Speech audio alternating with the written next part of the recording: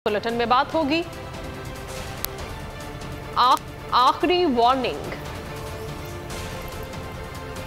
खान का अहम ऐलान, तारीखी फतह का नया ग्राफ, तारीखी फतह, लंदन में सफ़े मातम, राना एतराफ, दूध की डबल सेंचुरी, मसाजिद पर हमले और पहली नाकामी। आपके पास चंद दिन हैं, इलेक्शन का ऐलान करें वरना लॉन्ग मार्च का ऐलान कर दूंगा। खान ने साफ साफ कह दिया, कहा हमारी तैयारी मुकम्मल है, मार्च अक्टूबर से आगे नहीं जाएगा, किसी भी दिन मार्च का ऐलान कर दूंगा। न्यूज़ कॉन्फ्रेंस में चेयरमैन पीटीआई का कहना था नवाज शरीफ नाकामी से खौफजदा हैं, इसलिए इंतखाबात में ताखीर कर रहे हैं। और इन पॉलिटिकल पार्टीज़ को भी कहना चाहता हूं कि देखें, आपके पास टाइम अब ज़्यादा नहीं है। हम ये अक्टूबर के आगे नहीं जाने लगे, हमने फैसला कर चुके हैं। हमारी तैयारी जिस तरह मैंने कहा तकरीबन मुकम्मल है और मैं ये किसी वक्त भी चंद दिनों के बाद मैं ये अनाउंस कर दूंगा। और यहाँ एक दफ़ा पब्लिक सड़कों पे आ गई, यहाँ कोई किसी के पास तरीका नहीं है कि उसके बाद केओस को कौन रोकेगा, क्योंकि एक पॉलिटिकल पार्टी उनको मुनज़्ज़म तरीके से एहतजाज में लेके जाती है और वापस ले आती है।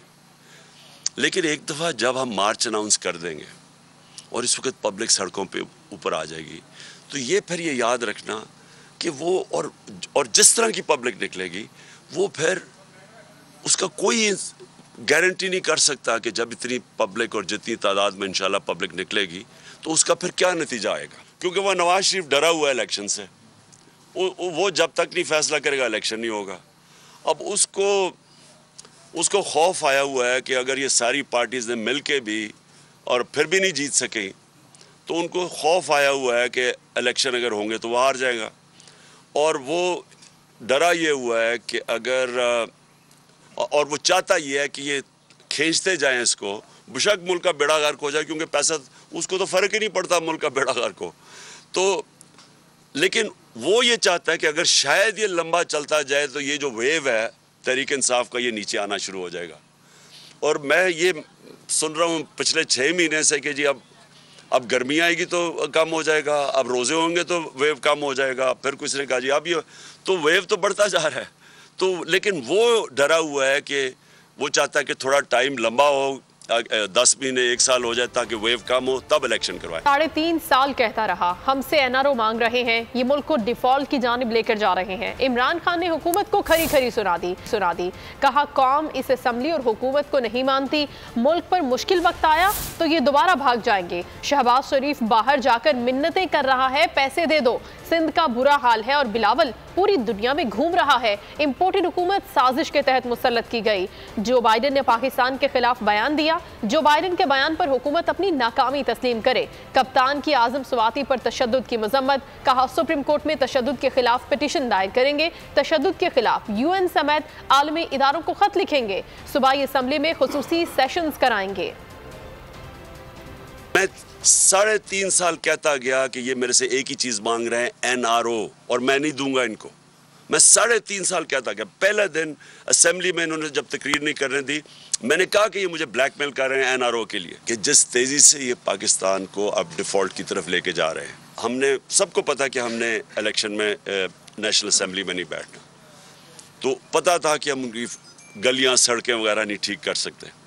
उसके बावजूद लोगों ने जिस तरह आके हमें वोट दिया है, इससे ये साबित क्या होता है कि कौम इस वक्त इलेक्शंस जा रही है।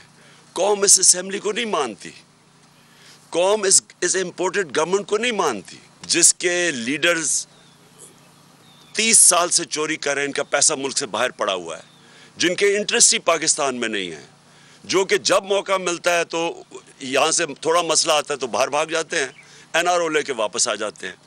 कौम ने इनको रिजेक्ट किया हुआ है। पता नहीं करोड़ों रुपया हमारा डॉलर्स में खर्च किया जाके, बड़े बड़े होटलों में ठहर के, वहाँ जाके टीवी शो के ऊपर मिन्नतें कर रहा है शहबाज शरीफ जी हमें पैसे दे दो, हमें ज़रूरत है, हम पैसे अपने कर्जे नहीं वापस कर सकते। बिलावल भुट्टो चारों तरफ फिर रहा है, वो कभी पाकिस्तान कभी आता नहीं, सिंध का बुरा हाल है, वो सारी दुनिया के चक्कर लगा रहा है।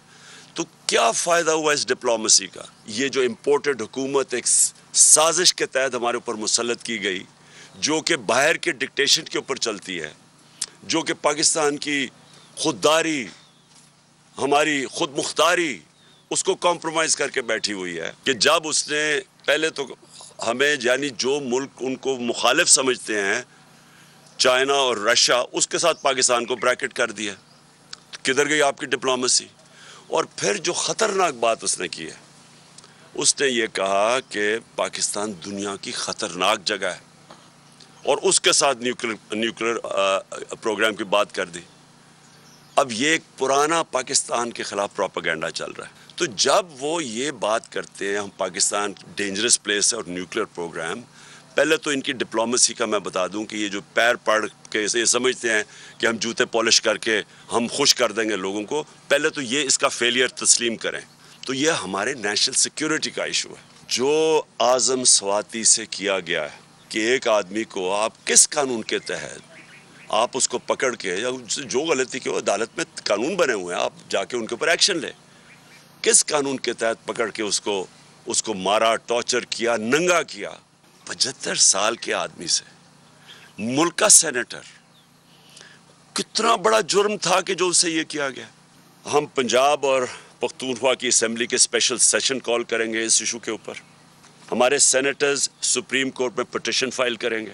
हम इंटरनेशनल ऑर्गेनाइजेशंस को अप्रोच करेंगे अब, जिसके अंदर नंबर 1 ह्यूमन राइट कमेटी जो जनीवा में ऑन टॉर्चर है, इसकी ICCPR जो उनकी है, उसके मुताबिक इसके ऊपर हम उनके ऊपर पूरा लिखेंगे कि उससे क्या हुआ है। यूनाइटेड नेशंस का जो स्पेशल रेपोर्टर है टॉर्चर के ऊपर, उसके पास हम भेज रहे हैं ये। यूरोपियन यूनियन के ह्यूमन राइट्स का जो स्पेशल रिप्रेजेंटेटिव है, उनके पास हम ये भेज रहे हैं सारी डिटेल्स। और इंटरनेशनल पार्लियामेंट्री यूनियन भी है पार्लियामेंटेरियंस की, उनके पास भी हम ये सारा भेज रहे हैं। ज़िमनी इंतखाबात में PDM को चारों शाने चित करने के बाद कप्तान फिर मैदान में आ गए। प्रेस कॉन्फ्रेंस करते हुए हुकूमत को आड़े हाथों ले लिया, कहा कि हमने हुकूमत में शामिल तमाम जमातों से इलेक्शन लड़ा। ज़िमनी इंतखाब मुलतवी करने की बार बार कोशिश की गई। इलेक्शन कमिश्नर चीफ नून लीग के ख़ास आदमी हैं। हम पहले से चीफ इलेक्शन कमिश्नर पर अदम एतमाद कर चुके हैं क्योंकि वो गैर जानिबदार नहीं रहे। इमरान खान ने कहा कि कराची में जो एक सीट हारे हैं वहां पर पीपल्स पार्टी ने खुलकर धांधली की, कराची की नशिस्त पर दोबारा इलेक्शन कराने का मुतालबा कर दिया। उन्होंने इस बाई इलेक्शंस के अंदर हिस्सा लिया और इनके कंबाइंड कैंडिडेट्स को शिकस्त। और हमें ये पता है कि चीफ इलेक्शन कमिश्नर वो ऑडियो लीक्स में ये भी आ गया कि ये नून लीग का खास आदमी है, ये जो सिकंदर सुल्तान है, और हमें कोई इनके ऊपर एतमाद नहीं। मैं ये भी बता दूं कि सिंध का जो इलेक्शन कमिश्नर है वो सिंध गवर्नमेंट के पेरोल पे था। इसके ऊपर हमने सुप्रीम जुडिशल काउंसिल में गए हुए और मुझे अफसोस से कहना पड़ता है कि इसका केस सुना नहीं जा रहा। ये हो ही नहीं सकता, ये गैर जानिबदार कैसे होगा कि अगर वो सिंध गवर्नमेंट के पेरोल पे। और ये जिस तरह सिंध का लोकल गवर्नमेंट इलेक्शंस हुए, 30%, 15% कैंडिडेट्स खड़े ही नहीं हुए। उनको डरा धमका के पुलिस का इस्तेमाल FIRs करके नहीं किया। और जो एक इलेक्शन मेरा जो हारा है कराची का, हमारे पास सारी एविडेंस है। और पीपल्स पार्टी ने खुल के धांधली की वहाँ, जो पीपल्स पार्टी हमेशा सिंध में करती है। तो ये जो हुआ है, मैं अब डिमांड करता हूँ इलेक्शन कमिश्नर से कि आपने डस्का का इलेक्शन, क्योंकि वहाँ 22 पोलिंग स्टेशंस के ऊपर RO ने कहा था कि ठीक नहीं हुआ, तो आपने सारा 400 पोलिंग स्टेशंस थे री इलेक्शन करवा दिया। जो सिंध कराची में हुआ, इसके ऊपर री इलेक्शन करवाना चाहिए। और अकेले इमरान खान ने ज़िमनी इलेक्शन का मार्का 1,12,824 वोटों की बरतरी से जीतकर नई मुल्क की तारीख रकम कर दी। 13 जमात इत्तेहाद के हक में पाकिस्तानियों का अदम एतमाद का इजहार खुलकर सामने आ गया। इमरान खान के बयानिए की जीत हो गई। इमरान खान ने तारीख फतह का नया ग्राफ बना दिया। ज़िमनी मार्के में सबसे ज्यादा वोट लेने वाले कामयाब उम्मीदवार बन गए। 16 अक्टूबर को 6 नशिस्तों पर इमरान खान पर 4,75,337 पाकिस्तानियों का खुलकर इजहार। 13 जमाती इत्तेहादी मिलकर 3,62,553 वोट्स हासिल कर सके। NA 24 4 सद्दा पर इमरान खान के नाम 78,589 वोट बैलेट डब्बों से निकले, जबकि ANP के एमल वली के नाम 68,356 निकले। NA 31 पेशावर से सीनियर सियासतदान गुलाम बलोर को बड़ी शिकस्त हुई। खान के मुकाबले में सिर्फ 32,252 वोट मिले। खान ने 57,818 वोट के साथ बड़ी फतह समेटी। आबिद शेर इमरान खान के सामने ढेर। कप्तान के हक में 99,602 फैसलाबादियों के वोट। लीगी उम्मीदवार सिर्फ 75,131 वोट ले सके। NA 118 ननकाना साहब से इमरान खान की 90,108 वोटों से कामयाबी। नून लीग की शिजरा मनसब पर सिर्फ 78,024 शहरियों का एतमाद हासिल कर सकी। कराची में कप्तान ने MQM की सियासत ठिकाने लगा दी। NA 239 से 50,014 वोट लेकर कामयाब। सैयद नैयर रजा को सिर्फ 18,116 वोट मिले। ज़िमनी इंतखाब में बदतरीन शिकस्त पर नून लीग में सफ़े मातम। पार्टी कायद नवाज शरीफ ने पार्टी क़यादत, लीगी वज़रा और ओहदेदारों को खरी खरी सुनाई। मरियम नवाज इंतखाबी मुहिम चलाने की बजाय लंदन रवाना हो गई। हमजा शहबाज घर से निकले ही नहीं। पार्टी रहनुमाओं के शिकवे, शिकस्त की जिम्मेदारी मरियम नवाज, हमजा शहबाज और मरकजी क़यादत पर आयद कर दी। ज़िमनी इलेक्शन में शिकस्त पर नून लीग में सफ़े मातम। नवाज शरीफ क़यादत पर बरहम। रहनुमाओं के जवाबी शिकवे। पार्टी कायद नवाज शरीफ ने शिकस्त पर पार्टी क़यादत को आड़े हाथों लिया। पार्टी क़यादत लीगी वज़रा और ओहदेदारों को खरी खरी सुना दी। अगर मूसा गिलानी जीत सकते हैं तो नून लीग भी जीत सकती थी। क़यादत ने इंतखाबी मुहिम में हिस्सा नहीं लिया। मुकामी क़यादत के शिकवे। लीगी रहनुमाओं ने शिकस्त की जिम्मेदारी मरियम नवाज, हमजा और मरकजी क़यादत पर डाल दी। कहा मरियम नवाज इंतखाबी मुहिम चलाने के बजाय लंदन चली गईं।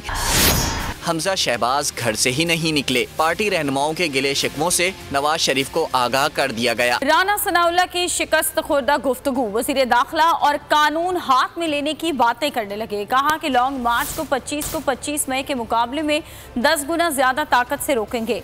ज़िमनी इंतखाबात में शिकस्त पर भी अनोखी मंतक पेश कर दी। बोले महंगाई ने सबको असरअंदाज किया है। लोगों को उम्मीद थी कि हम महंगाई में कमी लाएंगे।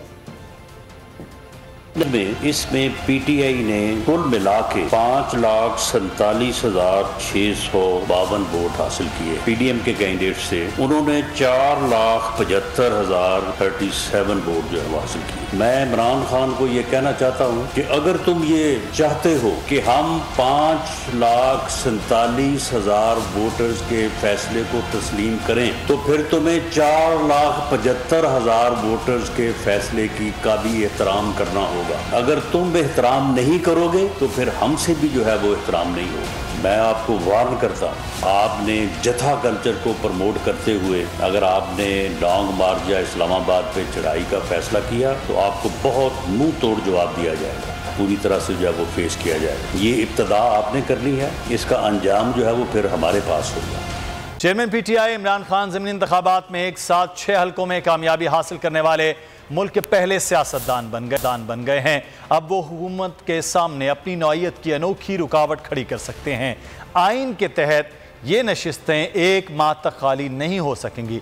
इमरान खान ऐवान में ना जाकर 1 माह तक हुकूमत के लिए मसला बन सकते हैं। इस्लामाबाद से रिपोर्ट कर रहे हैं। आइन के आर्टिकल 223 में वाज़े किया गया है कि किसी शख्स के बैक वक्त 2 या 2 से ज्यादा नशिस्तों पर इंतखाब लड़ने पर कोई पाबंदी नहीं, ख्वाह वो एक ही या मुख्तलिफ ऐवानों की नशिस्तें हों। इमरान खान ज़िमनी इंतखाब में 6 हलकों से कामयाबी के बाद इस्तीफ़ा ना देकर हुकूमत के लिए परेशानी खड़ी कर सकते हैं। इस्तीफ़ा ना देने की सूरत में ये नशिस्तें 1 माह तक के लिए खाली नहीं हो सकेंगी, क्योंकि आइन के आर्टिकल 223 के मुताबिक अगर कोई उम्मीदवार ज्यादा नशिस्तों पर कामयाब हो तो 30 दिन के अंदर एक के सिवा बाकी नशिस्तों से इस्तीफा देना होता है। लेकिन अगर वो ऐसा ना करे तो 30 दिन बाद एक के सिवा तमाम नशिस्तें अज खुद खाली होंगी। माजी में पाकिस्तान तहरीक इंसाफ के रुकन कौमी असम्बली जुनेद अकबर ने कौमी असम्बली में बिल पेश किया था कि 1 हफ्ते से ज्यादा हलकों में इलेक्शन लड़ने पर पाबंदी लगाई जाए। ताहम अरकान की मुखालफत के बाइस वो बिल मुस्तरद कर दिया गया। अगर ये बिल पास हो जाता तो इमरान खान की अपनी जमात के रुकन का बिल ही उनके 1 से ज्यादा ज्यादा हलकों में इंतखाब लड़ने की राह में रुकावट बन सकता था।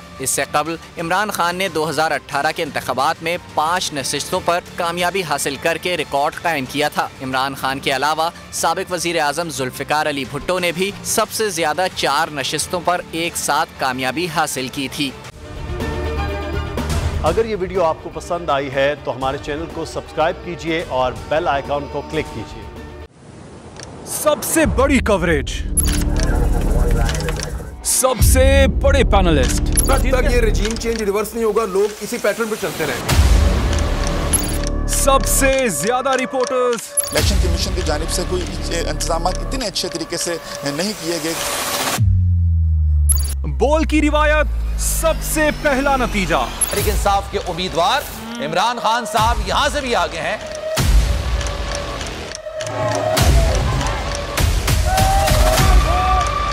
लम्हा बा लम्हा इलेक्शन की खबर सिर्फ बोल पर।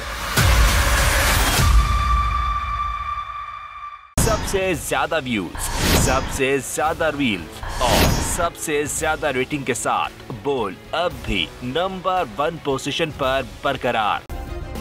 सब्सक्राइब करें और बेल दबाएं ताकि कोई खबर रह न जाए।